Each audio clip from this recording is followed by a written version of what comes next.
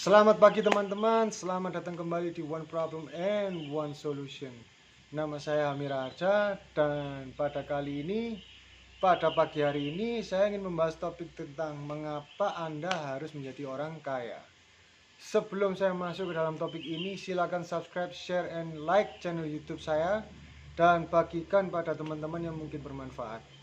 Oke teman-teman, sebelum saya masuk ke dalam topik mengapa Anda harus menjadi orang kaya, mari kita samakan definisi orang kaya.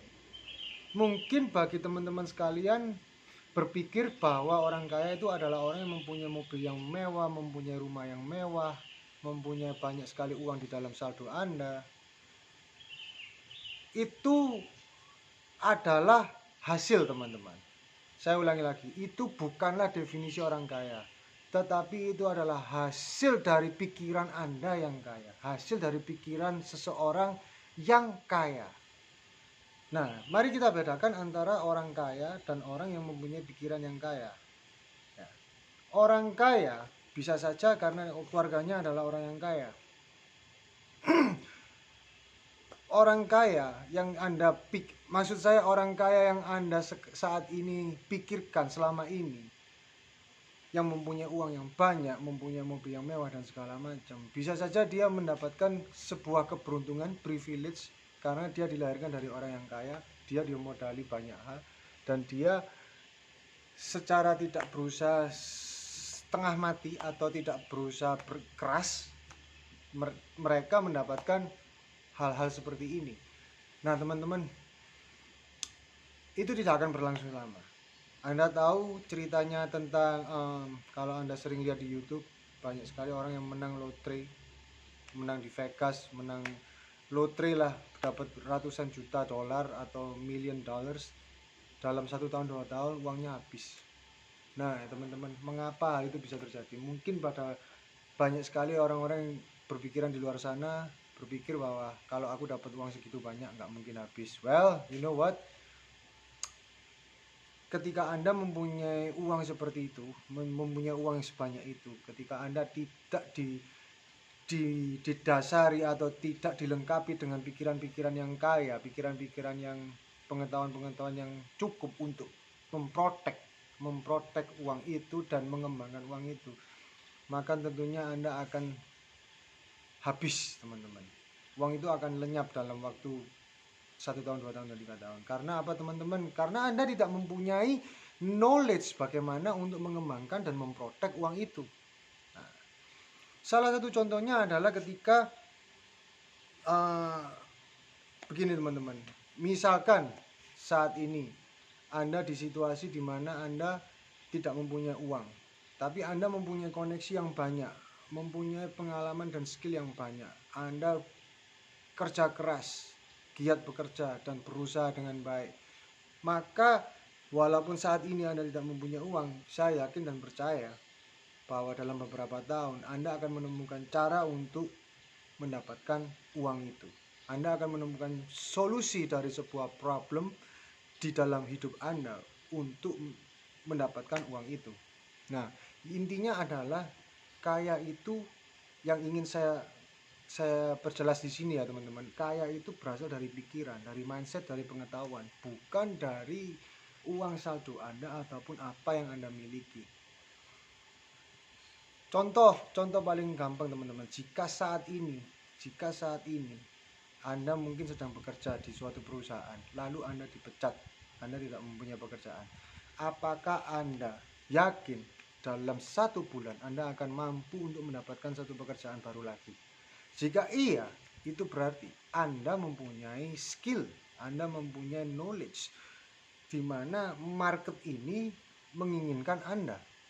Jadi Anda tidak perlu bingung, karena Anda tahu dan Anda yakin bahwa ketika Anda mengalami musibah, Anda mengalami bencana dalam hidup Anda akan segera menyelesaikan masalah itu. Anda akan mampu menyelesaikan masalah itu dengan cepat. Nah, itulah yang dinamakan definisi kaya. Karena apa itu kaya? Definisinya adalah ketika Anda mampu menyelesaikan masalah secara cepat dan tepat. Ya teman-teman,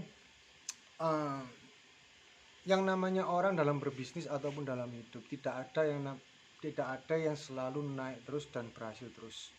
Pastinya dia akan mengalami suatu kegagalan. Hidup itu seperti roda, kadang di atas, kadang di bawah.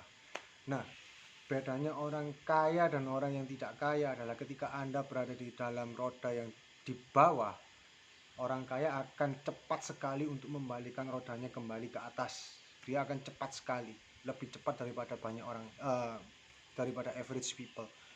Tapi ketika Anda adalah orang yang tidak kaya dalam pikiran dan mindset, Anda akan terlena di bawah dan Anda tidak tahu bagaimana untuk mengangkat roda Anda kembali ke atas. Itulah permasalahannya mengapa banyak sekali orang depresi dan orang sering depresi dan orang sering mengeluh bagaimana saya bisa bla bla bla dan bla bla bla, karena mereka mungkin tidak pernah memikirkan bagaimana caranya menyelesaikan masalah yang mereka hadapi. Nah, itu teman-teman. Itulah perbedaan antara orang miskin dan orang kaya.